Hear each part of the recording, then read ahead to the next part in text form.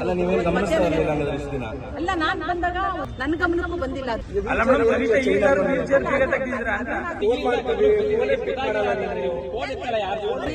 ನೋಡಿದ್ರೆ ಗೊತ್ತಾಗುತ್ತೆ ಸ್ಕ್ರೀನ್ ಇದೆ ಅಂತ. ಅವ್ರು ಒಂದನ್ನು ಕ್ಲೀನ್ ಆಗಿ ಮಾಡಿಲ್ಲ. ನಮ್ಮ ಸರ್ಕಾರದ ಆಸ್ತಿಯನ್ನ ಅವರು ಜವಾಬ್ದಾರಿ ಇಟ್ಕೊಂಡು ನೋಡ್ಕೊಂತ ಇಲ್ಲ.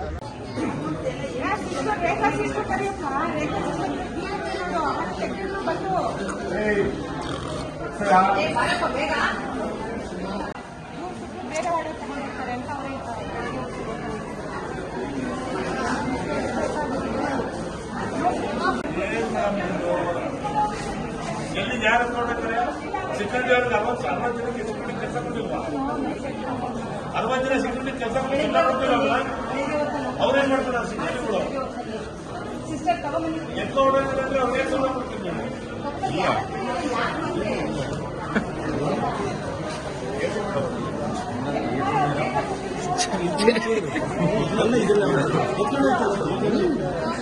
ಎಲ್ಲಿಗೆ ನೋಡಿದ್ರೆ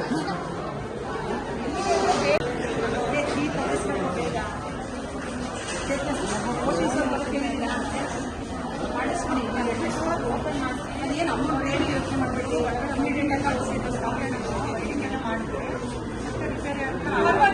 ಪರವಾಗಿಲ್ಲ ಮಾಡಿಸಿ, ಅದು ನೋಡೋಣ.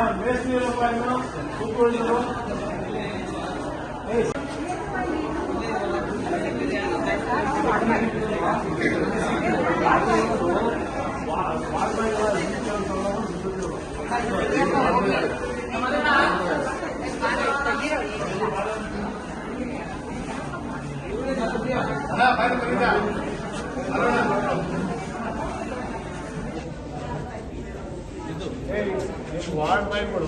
ಓಪನ್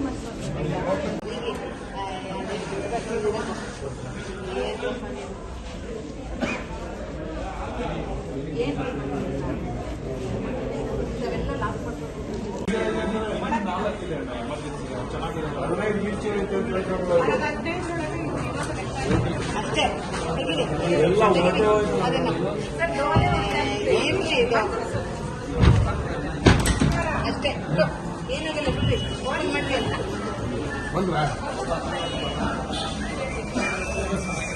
ಓಪನ್ ಮಾಡಿಸೋ.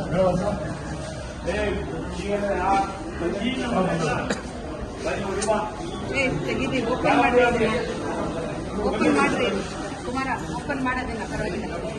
ಓಪನ್ ಮಾಡ್ಕೊಂಡು ಅದನ್ನ ಏನು ಹಿಂಗೆ ಕಾಯಿಸ್ತೀರಾ ಹಿಂಗೆ ನಿಂತ್ಕೊಂಡು? ಓಪನ್ ಮಾಡೋದನ್ನ, ಓಪನ್ ಮಾಡೋದನ್ನ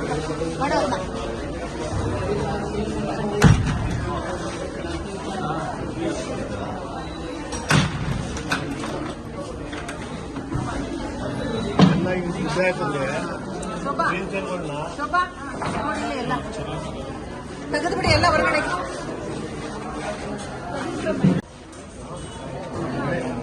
ಹೊಸದೆಲ್ಲ ಅಲ್ಲಿ ತೆಗ್ದಿದ್ದಲ್ರಿ,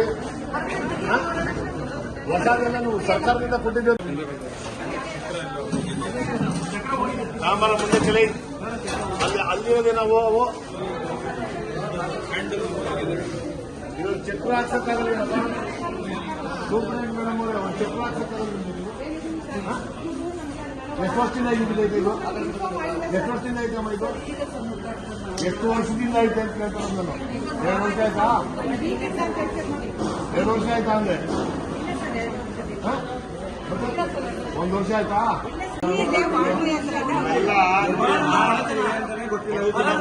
ಮೇಡಮ್, ಈಗ ಈ ವಿಚಾರ ಗಮನಕ್ಕೆ ಬಂದಿದೆಯಾ? ವೀಲ್ ಚೇರ್ ಅಲ್ಲಿ ರೋಗಿನ ಬಂದಿರಲಿಲ್ಲ ನನಗೆ ಸಾಹೇಬ್ರು, ನಮ್ಮ MLA ಸಾಹೇಬ್ರು ಫೋನ್ ಮಾಡಿ ಹೇಳಿದ್ರು, ಈ ತರ ಒಂದು ಪೇಷಂಟ್ ಮೇಲಿಂದ ಪ್ಲಾಸ್ಟಿಕ್ ಚೇರ್ ನಿಲ್ಲಿಸ್ತಾ ಇದ್ದಾರೆ ಅಂತ. ಸೊ ಅಲ್ಲೊಂದು ಮೀಟಿಂಗ್ ಅಲ್ಲಿ ಇದ್ವಿ ನಾವು. ಇಮಿಡಿಯೇಟ್ ಆಗಿ ನಾನು ಇಲ್ಲಿ ಬಂದೆ. ಈಗ ನನಗೆ ಗಮನಕ್ಕೆ ಬಂದಿದ್ದ ಪ್ರಕಾರ ಅಲ್ಲಿ ಕೆಲವೆಲ್ಲ ವೀಲ್ ಚೇರ್ಸ್ಗಳು ರಿಪೇರಿಗಿದೆ. ಇವತ್ತು ಸಂಜೆ ಅಷ್ಟೊತ್ತಿಗೆ ಅದಕ್ಕೆ ಎಲ್ಲಾನು ನಾನು ವ್ಯವಸ್ಥೆ ಮಾಡಿಸಿ, ಮತ್ತೆ ಅದೊಂದು ನಮ್ದು OTs ಅವ್ರನ್ನ ಕರೆಸ್ತಾ ಇದೀವಿ. ಈಗ ಆ ಲಿಫ್ಟನ್ನು ಇಮಿಡಿಯೇಟ್ ಆಗಿ ನಾವು ಇದನ್ನ ರಿಪೇರಿ ಮಾಡಿಸ್ಕೊಡ್ತೀವಿ. ಏನ್ ಆಗ್ತಾ ಇದೆ ಮೇಡಮ್? ಯಾಕಂದ್ರೆ ಈ ವೀಲ್ ಚೇರ್ ಅಲ್ಲಿ ಬೀಗ ಇಲ್ಲ, ನೀವೇ ನೋಡಿದ್ರಿ, ಅವ್ರು ಬೀಗ ಹೊಡೆದ್ಬಿಟ್ಟು ಹೋಗ್ತಾರೆ. ಏನ್ ಹಾಸ್ಪಿಟಲ್ ಏನಾಗ್ತಿದೆ ಇದೆಲ್ಲ ಅದಕ್ಕೆಲ್ಲ ನಾನು ಒಂದು ಎಂಕ್ವೈರಿ ತರನೇ ಮಾಡ್ತೀನಿ, ಕರಿತೀನಿ, ಅವರೆಲ್ಲರನ್ನು ಕರಿತೀನಿ. ನಮ್ಮ ಸ್ಟಾಫ್ ನರ್ಸಿಂದ ಮೇಟ್ರನ್ಗಳಿಗೆ ಎಲ್ಲ ಇದು ಕೊಟ್ಟಿರ್ತೀವಿ ನಾವು. ಮೇಟ್ರನ್ಗಳು ಅವ್ರ ಇನ್ಚಾರ್ಜ್ ಅಲ್ಲಿ ಇರುತ್ತೆ, ಅವ್ರನ್ನೆಲ್ಲ ಕರಿತೀನಿ. ಈಗ ಅವ್ರನ್ನೆಲ್ಲ ಕರೆದ್ಬಿಟ್ಟು ಒಂದು ಸ್ಟ್ರೀಮ್ ಲೈನ್ ಮಾಡಕ್ಕೆ ನೀವೇನು ಗಮನಿಸ್ತಾ ಇರಲಿಲ್ಲ ಹಂಗಾದ್ರೆ ಇಷ್ಟು ದಿನ? ಅಲ್ಲ, ನಾನ್ ಬಂದಾಗ ಒಂದ್ಸತಿ ನಾನು ನೋಡಿದಾಗ ಎಲ್ಲ ಸರಿಗಿತ್ತು. ಅಲ್ಲ, ನಾನು ಏನಪ್ಪಾ ಅಂದ್ರೆ ನಮ್ಮ RMO ಮತ್ತೆ ಸೂಪರ್ಡೆಂಟ್ಗಳು ರೆಗ್ಯುಲರ್ ಆಗಿ ಇಲ್ಲೇ ಇರ್ತಾರೆ, ಡ್ಯೂಟಿನಲ್ಲಿ ಅವರೇ ಇರೋದಿಲ್ಲ. ಯಾರ್ಯಾರು MS ಮತ್ತೆ ನಮ್ಮ RMOಗಳು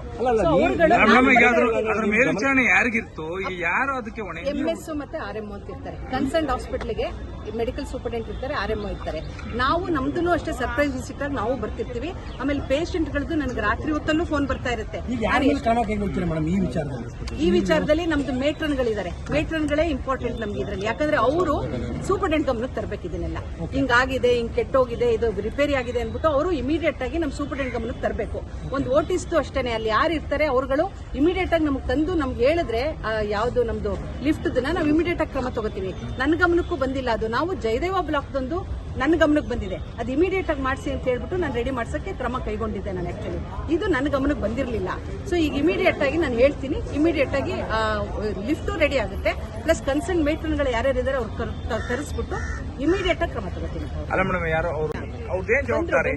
ಇಲ್ಲ, ನನಗೆ ಈಗ ಹೇಳ್ತಿದಾರಲ್ವಾ 1 ವೀಕ್ ಇಂದ ಆಗಿದೆ ಅಂತ ನನಗೆ ಗಮನಕ್ಕೆ ತಂದಿಲ್ಲ.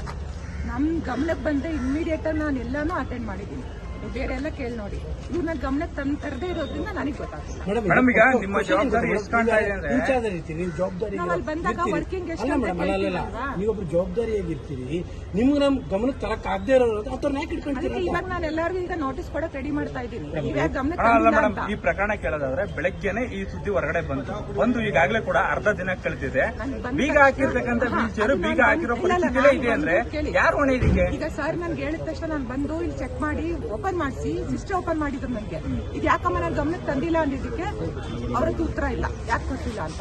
ಅದಕ್ಕೆ ಈಗ ನಾನು ತಕ್ಷಣ ಮತ್ತೆ ಅವ್ರನ್ನೆಲ್ಲ ಕರ್ಸ್ಬಿಟ್ಟು ಈಗೆಲ್ಲ ನಿಮ್ಗೆ ನೋಟಿಸ್ ಕೊಡ್ತೀನಿ, ನನಗೆ ಯಾಕೆ ಗಮನಕ್ಕೆ ತಂದಿಲ್ಲ ಅಂತ ಹೇಳಿದ್ಮೇಲೆ ಈಗ ಎಲ್ಲಾರು ಇವಾಗ ಬುಕ್ ತಗೊಂಡ್ ಬರ್ತಾ ಇದ್ದಾರೆ.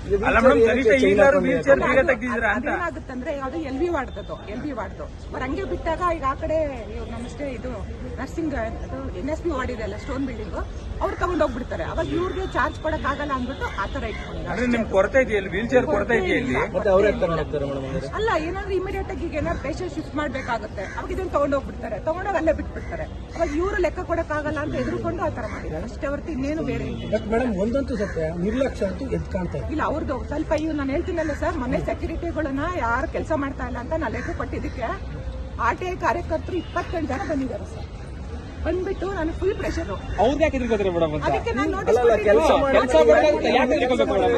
RTI ಕಾರ್ಯಕರ್ತರು ಯಾರಾದ್ರೂ ಮೇಡಮ್? ಅದಕ್ಕೆ ಕೇಳಿ ನಾನು ಅವ್ರು ನೋಟಿಸ್ ಕೊಟ್ಟಿದ್ದೀನಿ. ನೀವು ಬಂದ್ರೆ ನಾನು ಇವಾಗ ನಿಮ್ಮ ಮೇಲೇನೆ ಲೆಟರ್ ಕೊಡ್ತೀನಿ, ನಮ್ಮ ಅಡ್ಮಿನಿಸ್ಟ್ರೇಷನ್ಗೆ ಪ್ರಾಬ್ಲಮ್ ಮಾಡ್ತಿದ್ದೀರಾ ಅಂತ ನಾನು ನಿಮಗೆ ನೋಟಿಸ್ ಕೊಡ್ತೀನಿ ಅಂತ ಹೇಳಿದ್ಮೇಲೆ ಹೊರಗಿರೋದು. ಮತ್ತೆ ಅಲ್ಲಿಂದ ಹೋಗಿ ಡಿಸ್ಟಿಕ್ ಸರ್ ಹತ್ರ ಹೋಗ್ಬಿಟ್ಟು ಇನ್ಚಾರ್ಜ್ ಹತ್ರ ಕಂಪ್ಲೇಂಟ್ ಮಾಡಿದ್ದಾರೆ. ನಾನು ಚೇಂಜ್ ಮಾಡಕ್ಕೆ ಕೆಲಸ ಚೆನ್ನಾಗಿ ಮಾಡ್ತಾ ಇರೋದನ್ನ ಚೇಂಜ್ ಮಾಡ್ಕೊಡು ಅಂತ ನಾನು ಹೇಳಿದಕ್ಕೆ ಇವರೆಲ್ಲ ಫುಲ್ ಸ್ಟ್ರೈಕ್ ಮಾಡ್ತೀವಿ ಅಂತ ಬಂದಿದ್ರು ಸೆಕ್ಯೂರಿಟಿ ಅವರು. ನಾನು ಚೇಂಜ್ ಮಾಡಿಬಿಡಿ, ಸರಿಯಾಗಿ ವರ್ಕ್ ಮಾಡ್ತಾ ಇಲ್ಲ, ನಮ್ಮ ಮಾತು ಕೇಳ್ತಾ ಇಲ್ಲ, ರೆಸ್ಪಾನ್ಸಿಬಲ್ ಇಲ್ಲ ಅಂತ. ನಿಮ್ಮ ರೋಗಿಗಳಿಗೆ ಈ ತರ ವಿವರಣೆ ಕೊಡ್ತಾನೆ ಇದ್ರೆ ಪಾಪ ಅವ್ರು ಏನ್ ಮಾಡ್ತಾರೆ? ನೀವು ಇಷ್ಟೊಂದು ಅಸಹಾಯಕರಾಗಿ ಮಾತಾಡಿದ್ರೆ ಹಂಗಲ್ಲ. ನಾನು ಬಂದು 10 ಮಂತ್ಸ್ ಆಗಿದೆ, ಇವರೆಲ್ಲ ಹೆಂಗೆ ಬೇರೆ ಬಿಟ್ಬಿಟ್ಟಿದ್ದಾರೆ ಅಂದ್ರೆ ಅವ್ರನ್ನ ನಾನು ಸ್ಟೆಪ್ ಬೈ ಸ್ಟೆಪ್ ಚೇಂಜ್ ಮಾಡ್ತಾ ಜವಾಬ್ದಾರಿಗಳು ಗೊತ್ತು ಮೇಡಮ್, ಎಲ್ಲ ಗೊತ್ತಿದೆ ಅವ್ರಿಗೆ. ಗೊತ್ತೇನೆ ನಾನು ನೋಟಿಸ್ ಕೊಟ್ಟು ಲೇಬರ್ ಕಮಿಷನರ್ಗೆ ನೋಟಿಸ್ ಕೊಟ್ಟಿದ್ದೀನಿ. ಇವರೆಲ್ಲ ಸರಿ ಕೆಲಸ ಮಾಡ್ತಿಲ್ಲ, ನಾನೇ ಫಸ್ಟ್ ಕೊಟ್ಟಿರೋದು. ಲೇಬರ್ ಕಮಿಷನರ್ ಇಲ್ಲಿವರೆಗೆ ಯಾರು ಕೊಟ್ಟಿಲ್ಲ, ನಾನೇ ಕೊಟ್ಟಿರೋದು. ಇವ್ರ ಮೇಲೆ ಆಕ್ಷನ್ ತಗೊಳ್ಳಿ, ಸರಿಯಾಗಿ ಸಂಬಳ ಅದು ಇದು ಕೊಡ್ತಿಲ್ಲ ಅಂತ ನಾನೇ ನೋಟಿಸ್ ಕೊಟ್ಟಿದ್ದೆ. ಈ ತರ ಹೌದೌದು, ಇಮಿಡಿಯೇಟ್ ಆಗಿ ನಾನೇ ಡೈಲಿ ರೌಂಡ್ಸ್ ಬರ್ತೀನಿ, ನಾನೇ ಬರ್ತೀನಿ. ವರ್ಷ ಆಗಿದೆ ಇಲ್ಲ, ನಾನು ಹೇಳ್ತಾ ಇದ್ದೀನಿ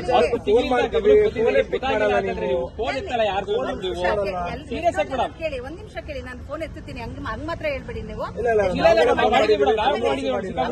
ಮಿಡ್ ನೈಟ್ ಅಲ್ಲಿ ಯಾರು ಕಾಲ್ ಮಾಡಿದ್ರು ನಾವ್ ಪಕ್ಕದಲ್ಲೇ ಇಟ್ಕೊಂಡಿರ್ತೀವಿ ನಾವು ಫೋನ್. ದಯವಿಟ್ಟು ಆತರ ಆ ಮಾತನ್ನ ವಾಪಸ್ ತಗೊಳ್ಳಿ. ಹೇಳಿ, ಈಗ ನಾನು ಇಮಿಡಿಯೇಟ್ ಆಗಿ ನಮ್ ಲಿಫ್ಟ್ ಅವ್ರದನ್ನ ಇಮಿಡಿಯೇಟ್ ಆಗಿ ಮಾಡಿ ಎಲ್ಲ ಹೊಸದೇ ತರಿಸಿಟ್ಬಿಡ್ತೀನಿ ನಾನು. ಈಗ ರಿಪೇರಿ ಇಲ್ಲ, ಹೊಸದು ನಿರ್ಲಕ್ಷ್ಯ ಮಾಡಿರೋದು ಏನ್ ಕ್ರಮ ಆಗುತ್ತೆ? ಕ್ರಮ ನಾನು ಈಗ ಅದೇ ಹೇಳಿದ್ರಲ್ಲ, ನೋಟಿಸ್ ರೆಡಿ ಮಾಡಿದ್ದಾರೆ. ಈಗ ಒಂದು ಮೀಟಿಂಗ್ 3 ಗಂಟೆಗೆ ಒಂದು ಮೀಟಿಂಗ್ ಕರಿತೀನಿ, ಎಲ್ಲರನ್ನು ಕರಿತೀನಿ. ಅವ್ರಿಗೆ ಏನ್ ರೀಸನ್ ಕೇಳ್ತೀವಿ, ಕೇಳ್ಬಿಟ್ಟು ಸಸ್ಪೆಂಡ್ ಮಾಡಂಗಿದ್ರೆ ನಾನು HFW ವಾಪಸ್ ಕಳಿಸ್ಬಿಡ್ತೀನಿ ಅವ್ರನ್ನ. ಯಾಕಂದ್ರೆ ನಮ್ಗೆ ಸಸ್ಪೆಂಡ್ ಮಾಡಕ್ಕಿರಲ್ಲ. ಈಗ ಯಾರ್ಯಾರ ರೀತಿ ಕನ್ಸರ್ನ್ ಕರೆಸ್ತೀನಿ ನಾನೀಗ. ಯಾಕಂದ್ರೆ ಇವರಿಂದ ಬೇಜವಾಬ್ದಾರಿಯಿಂದ ನಾವೇ ಹೋಗಿ ಬೇರೆ ಕೆಲಸ ನಾವು ಮಾಡ್ಕೊಂಡು ಕೂತಿರ್ತೀವಲ್ಲಿ. ಅಂತದ್ರಲ್ಲಿ ಇವ್ರ ಬೇಜವಾಬ್ದಾರಿಯಿಂದ ನಾವು ಕೆಟ್ಟ ಹೆಸರು ತಗೊಳಕ್ಕಾಗಲ್ಲ. ಇಮಿಡಿಯೇಟ್ ಆಗಿ ಕರಿತೀನಿ, ಯಾರ್ಯಾರು ಇದ್ದಾರೆ ಅವ್ರಿಗೆ ನಾವು ಸಸ್ಪೆಂಡ್ ಮಾಡಕ್ಕಾಗಲ್ಲ. ಎಲ್ಲ ಸಾಮಾನ್ಯ HFW ಇಂದ ಇರ್ತಾರೆ, ಅಂತವ್ರಿಗೆ HFW ವಾಪಸ್ ಹಾಕಕ್ಕೆ ನಾನು ಶಿಸ್ತು ಕ್ರಮ ವಹಿಸಕ್ಕೆ ನಾನು ಬರ್ಬಿಡ್ತೀನಿ. ಓಕೆ ಮೇಡಮ್, ಇದನ್ನ ಹೇಳಿದ್ರಿ. ಹೌದು, ಎಲ್ಲ ಯೂಶಲಿ ಎಲ್ಲ ಎವ್ರಿಡೇ ಹಾಸ್ಪಿಟಲ್ ನೋಡಿದ್ರೆ ಗೊತ್ತಾಗುತ್ತೆ ಎಷ್ಟು ಕ್ಲೀನ್ ಇದೆ ಅಂತ. ಏನ್ ಗೊತ್ತಾ, ಒಂದ್ ಹೇಳ್ತೀನಿ, ನೀವು ಒಳಗಡೆ ಬಂದು ನೋಡಿ. ಅಲ್ಲ, ಒಳಗಡೆ ಬಂದು ನೋಡಿದೀವಿ, ಎಷ್ಟು ಕ್ಲೀನ್ ಇದೆ ಅಂತ ನೋಡಿದೀವಿ. ಟ್ರೀಟ್ಮೆಂಟ್ ಎಲ್ಲ ನಡೀತಾ ಇರುತ್ತೆ. ಈಗ ರೋಡ್ದಕ್ಕೂ ಆಗಿದೆ. ಮಾನ್ಯ ನಮ್ಮ ಯತೀಂದ್ರ ಸರ್ ಅವರು ರೋಡ್ದಕ್ಕೆ ಕಾಂಕ್ರೀಟ್ ರೋಡ್ ಹಾಕಿಸ್ಕೊಡ್ತೀನಿ ಅಂತ ಒಂದ್ಸತಿ ಇನ್ಸ್ಪೆಕ್ಷನ್ ಬಂದಾಗ ಹೇಳ್ಬಿಟ್ಟು ಹೋಗಿದ್ದಾರೆ. ಸೊ ರೋಡ್ದು ನಮ್ದು PWD ಕಡೆಯಿಂದ ಆಗ್ತಾ ಇದೆ. ಆ ರೋಡ್ ಬಂದ್ಬಿಟ್ಟು ನಮ್ದು ಲ್ಯಾಂಡ್ಸ್ಕೇಪಿಂಗು ನಾವು ಅನುಮತಿ ತಗೊಂಡಿದ್ದೀವಿ, ನಮ್ದು FC ಮತ್ತೆ GC ತಗೊಂಡಿದ್ದೀವಿ. ಆ ಲ್ಯಾಂಡ್ಸ್ಕೇಪಿಂಗು ರೋಡು ಎಲ್ಲ ಆದ್ರೆ ಇಲ್ಲಿ ಕ್ಲೀನ್ಲಿನೆಸ್ಸು ಮತ್ತೆ ನಮಗೆ ಪೇಷಂಟ್ಸ್ನ ಒಂದು ಬಗ್ಗೀಸಲ್ಲಿ ಕಾಂಕ್ರೀಟ್ ರೋಡ್ ಆಗ್ಬೇಕು. ಇಲ್ಲಿ ಕಾಂಕ್ರೀಟ್ ರೋಡ್ ಆದ್ರೆ ಬಗ್ಗೀಸಲ್ಲಿ ಪೇಷಂಟ್ಸ್ನ ಕರ್ಕೊಂಡು ಹೋಗ್ತಾರೆ. ಆ ಬಗ್ಗೀಸ್ಗೆ ನಾವು CSR ಅವ್ರಿಗೆ ಈಗಾಗಲೇ ಹೇಳ್ಕೊಂಡಿದ್ದೀವಿ. ಬಗ್ಗೀಸ್ ಇದೆ, 2 ಇದೆ ಪ್ರೆಸೆಂಟ್. ರೋಡ್ ಅಲ್ಲಿ ಯೂಸ್ ಮಾಡಕ್ ಆಗ್ತಾ ಇಲ್ಲ ನಮಗೆ. ಯಾಕೆಂದ್ರೆ ಇಂಥ ರೋಡ್ ಹೆಂಗಿದೆ ಅಂತಂದ್ರೆ, ನೀವು ಒಂದ್ಸತಿ ತಗೊಂಡೋಗ್ಬಿಟ್ಟು ನೀವು ವೀಲ್ ಚೇರ್ನ ಮತ್ತೆ ಸ್ಟ್ರೆಚರ್ನ ತಗೊಂಡೋದ್ರೆ ಹಾಳಾಗುತ್ತೆ. ಸೊ ಹಂಗಾಗಿ ನಾವು ರಿಕ್ವೆಸ್ಟ್ ಮಾಡಿದ್ದಕ್ಕೆ ಮಾನ್ಯ ಯತೀಂದ್ರ ಸರ್ ಅವರೇ ನಮಗೆ ಎಸ್ ಅಂತ ಹೇಳಿದ್ರು. ಆ PWD ಅವ್ರ ಕಡೆಯಿಂದ ಮಾಡಿಸ್ಕೊಡ್ತೀವಿ ಅಂತ ಆಶ್ವಾಸನೆ ಕೊಟ್ಟಿದ್ದಾರೆ. ಆ ಫೈಲ್ ಮೂವ್ ಆಗ್ತಾನೂ ಇದೆ, ಅದು ಪ್ಲಾನು ಆಗಿದೆ, ಅದು ಮಾಡಿಕೊಟ್ಬಿಡ್ತಾರೆ. ಐ ಥಿಂಕ್ ಇನ್ನೊಂದು 3 ಮಂತ್ಸು 4 ಮಂತ್ಸ್ ಒಳಗಡೆ ಆಗುತ್ತೆ ಅಂತಾನು ಹೇಳಿದ್ದಾರೆ ನಮಗೆ. ಸೊ ಅದಾದ್ರೆ ನಮಗೆ ಈಸಿ ಆಗುತ್ತೆ, ಈಸಿ ಆಗುತ್ತೆ. ಆಮೇಲೆ ಸರ್, ಈಗ ಮಾತಾಡಿದ ತಕ್ಷಣ ನಾನು ಇಮಿಡಿಯೇಟ್ ಆಗಿ ಹಾಸ್ಪಿಟಲ್ಗೆ ಬಂದೆ. ಹಾಸ್ಪಿಟಲ್ ಬಂದು ಡೀನ್ ಮೇಡಮ್ ಮತ್ತು ನಮ್ಮ ಸೂಪ್ರೆಂಟ್ RMO ಅವ್ರು ಇವತ್ತು ರಜಾ ಇದ್ದಾರೆ. ಅವ್ರು ಬಂದು ಇನ್ಚಾರ್ಜ್ RMO ಚೇತನ್ ಇದ್ದಾರೆ. ಇಲ್ಲಿ ಅಡ್ಮಿನಿಸ್ಟ್ರೇಷನ್ ಬಗ್ಗೆ ನನಗೆ ಯಾವುದೇ ಥರವಾದ್ರೂ ಅಸಮಾಧಾನ ಇಲ್ಲ. ತುಂಬ ಚೆನ್ನಾಗಿ ಮಾಡ್ತಾರೆ. ಶೋಭಾ ಮೇಡಮು ಮಾಡ್ತಾರೆ, ರಾಕ್ಷಣಿ ಮೇಡಮನ್ನು ಮಾಡ್ತಾರೆ, ನಯಾಜ್ ಅವ್ರನ್ನು ಮಾಡ್ತಾರೆ. ನಾವು ಯಾವುದೇ ಒಂದು ಪೇಷಂಟ್ಗಳಿಗೆ ಅವರು ತೀರಾ ಅಂತರಾಳದಿಂದ ಸ್ಪಂದಿಸಿ ಅವರಿಗೆ ಅವ್ರ ಆರೋಗ್ಯ ತಪಾಸಣೆ ಮಾಡೋದಿರ್ಬೋದು, ಇಲ್ಲ ಚಿಕಿತ್ಸೆ ಕೊಡೋದಿರ್ಬೋದು, ಎಲ್ಲನೂ ಮಾಡ್ತಾರೆ. ವೀಲ್ ಚೇರ್ಗಳು ಮತ್ತು ಲಿಫ್ಟು ಇವೆಲ್ಲವೂ ಪ್ರಾಬ್ಲಮ್ ಐತೆ. ಜೊತೆ ಇಲ್ಲಿ ಏನು ತೊಂದರೆ ಐತೆ ಅಂತ ನನಗನ್ನಿಸ್ತಾ ಇರೋದು, ವೈಯಕ್ತಿಕವಾಗಿ ನನಗನ್ನಿಸ್ತಾ ಇರೋದು, ಇವತ್ತೇನು ಏಜೆನ್ಸಿಗಳನ್ನ ಕೊಟ್ಟಿದ್ದೀವಿ ನಾವು, ನಮ್ಮ ಅಡ್ಮಿನಿಸ್ಟ್ರೇಷನ್ ಇಂದ ಏನು ಏಜೆನ್ಸಿಗಳು ಅವರೇ ಔಟ್ಸೋರ್ಸ್ ಅವರು ಯಾರು ಆಯಾ ಮತ್ತು ವಾರ್ಡ್ ಮ್ಯಾನ್ಗಳು ಮತ್ತು ಸೆಕ್ಯೂರಿಟಿ ಅವರು ಇವರಿಗೆ ಪೂರ್ವಕವಾಗಿ ಸ್ಪಂದಿಸ್ತಾ ಇಲ್ಲ ಅಂತ ನನಗನ್ನಿಸ್ತೈತೆ ಇಲ್ಲಿಗೆ ಬಂದು ನೋಡಿದ ನಂತರ. ಯಾಕೆಂದರೆ ಎಲ್ಲ ಜವಾಬ್ದಾರಿನೂ ಅವರಿಗೆ ಕೊಟ್ಬಿಟ್ಟವ್ರೆ. ವಾರ್ಡ್ ಬಾಯ್ಗಳಿಗೆ ಆಯಾಗಳಿಗೇ ಇವರು ವೀಲ್ ಚೇರು ಸ್ಟ್ರಕ್ಚರ್ಸ್ಗಳಿಗೂ ಎಲ್ಲ ಮೇಂಟೈನ್ ಮಾಡೋದಕ್ಕೆ ಅವರು ಕೊಟ್ಟವ್ರೆ. ಅವ್ರು ಒಂದನ್ನು ಕ್ಲೀನಾಗಿ ಮಾಡೋದಿಲ್ಲ. ನಮ್ಮ ಸರ್ಕಾರದ ಆಸ್ತಿಯನ್ನು ಅವರು ಜವಾಬ್ದಾರಿಯುತವಾಗಿ ನೋಡ್ಕೊತ ಇಲ್ಲ. ಅವರು ತುಂಬ ಇದರಲ್ಲಿ ಅಸಡ್ಡೆಯಾಗಿ ಅವರು ನಡ್ಕೊತವ್ರೆ. ಅವ್ರನ್ನ ಮೊದಲು ತೆಗಿಬೇಕು ಅಂತ ಅಂದ್ಬಿಟ್ಟು ನಾನು ಹೇಳ್ತೀನಿ. ಮತ್ತು ಇಲ್ಲಿ ಡಾಕ್ಟ್ರುಗಳು ಎಲ್ಲರೂ ಉತ್ತಮವಾದಂಥ ಡಾಕ್ಟ್ರುಗಳು ನಮ್ಮ KR ಹಾಸ್ಪಿಟಲಲ್ಲಿ. ಈಗ ನೀವೇ ನೋಡ್ತಾ ಇದ್ದೀರಾ ಎಷ್ಟು ಜನ ಪೇಷಂಟ್ಗಳು ಬರ್ತಾ ಇದ್ದಾರೆ, ಹೋಗ್ತಾ ಇದ್ದಾರೆ ಅಂತ. ಇನ್ ಪೇಷಂಟ್ಸು ಪ್ರತಿದಿನ ಹೆಚ್ಚು ಕಡಿಮೆ ಔಟ್ ಪೇಷಂಟ್ಸ್ಗಳು 2000 ಜನದ ಮೇಲೆ ಬರ್ತಾರೆ. ಇನ್ ಪೇಷಂಟ್ಸು ಹೆಚ್ಚು ಕಡಿಮೆ 200 ರಿಂದ 250 ಜನ ಇಲ್ಲಿ ಮತ್ತು ಡಿಸ್ಟ್ರಿಕ್ಟ್ ಹಾಸ್ಪಿಟಲ್ 2 ಕಡೆಯಿಂದ ಬರುವಂಥದ್ದೈತೆ. ಮತ್ತು ಇಲ್ಲಿ ರಿನೋವೇಷನ್ ನಡೀತೈತೆ. ಈ ಶತಮಾನೋತ್ಸವ ಆಚರಣೆ ಮಾಡೋದ ಪ್ರಯುಕ್ತ KR ಹಾಸ್ಪಿಟ್ಲನ್ನ 100 ವರ್ಷ ಆಗಿರೋದ್ರಿಂದ ರಿನೋವೇಷನ್ಗೆ 89 ಕೋಟಿ ರೂಪಾಯಿನ ಖರ್ಚು ಮಾಡಿ ರಿನೋವೇಷನ್ ನಡೀತೈತೆ. ಆ ರಿನೋವೇಷನ್ ನಡೀತಿರೋದು ಒಂದು ಸ್ವಲ್ಪ ಇಲ್ಲಿ ಅಡ್ಡಿಯಾಗೈತೆ. ಈ ಹಾಸ್ಪಿಟ್ಲಲ್ಲಿ ಎಲ್ಲ ಥರದ್ದನ್ನು ಮೇಂಟೈನ್ ಮಾಡೋದಕ್ಕೆ ಅಂತ ನನ್ನ ಅನಿಸಿಕೆ. ಅದನ್ನು ಫಾಸ್ಟಾಗಿ ಮಾಡಿಸಿ ಅಂತ ಅಂದ್ಬಿಟ್ಟು ನಾನು ಹೇಳಿದ್ದೀನಿ. ಈಗಾಗಲೇ ನಾನು ಗೆದ್ದೆ 1.5 ವರ್ಷ ಆಯಿತು.